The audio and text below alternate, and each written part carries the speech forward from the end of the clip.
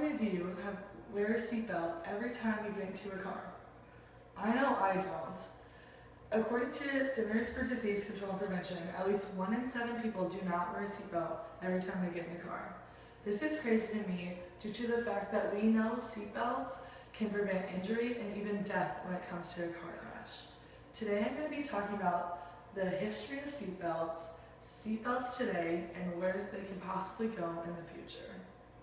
Seatbelts were first introduced into airplanes to hold the pilot in place as he was spinning upside down continuously.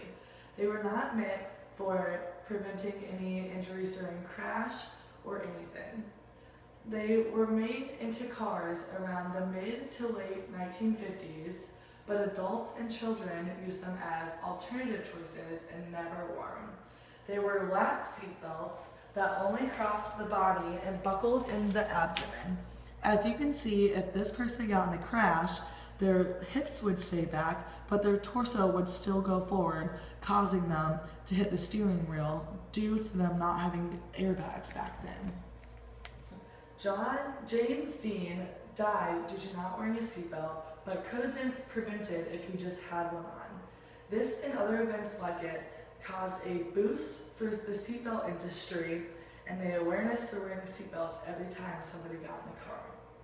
Today, we wear a 3-point seatbelt, which connects at the shoulder and each side of our hips. This seatbelt allows our torso not to fly forward whenever we get in a crash, and it holds us in one sturdy position. This 3-point seatbelt, was introduced by Bronsteen, a Swedish engineer, according to History.com. As stated by Governed Highway Safety Association, 34 states have a primary seatbelt law, which means that if you're driving down the road and a cop sees you not wearing a seatbelt, he can put on his flashers, pull you over, and ticket you right there. 15 states, however, have a secondary seatbelt law, and this means that the cop cannot ticket you or pull you over if he sees that you're not wearing a seatbelt. However, if he pulls you over for any other reason, like a taillight being out or you have a flat tire, and he sees that you're not wearing a seatbelt, he can ticket you. States have tried to implement this click it or ticket campaign, which is where if you don't click it, you'll obviously get a ticket. And movies and TV shows have also tried to encourage the awareness of wearing a seatbelt whenever driving in a car.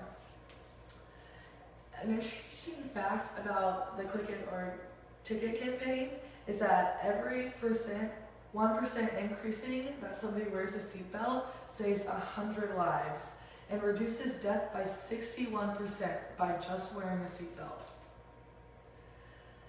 As a result of the seatbelt laws, 1 million lives have been saved due to this.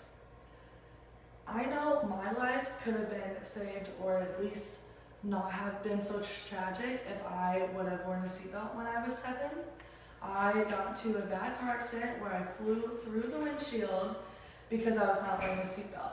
Now, if I was like my sister, however, who was wearing a seatbelt, the only thing that hurt her was a bruised shoulder because she was restrained by it and saved by it. Seatbelts in the future are either known to be tailored to your body, to be more comfortable, just more easy so you're comfortable in the car. But according to Business Insider, inflatable seatbelts are the next big thing.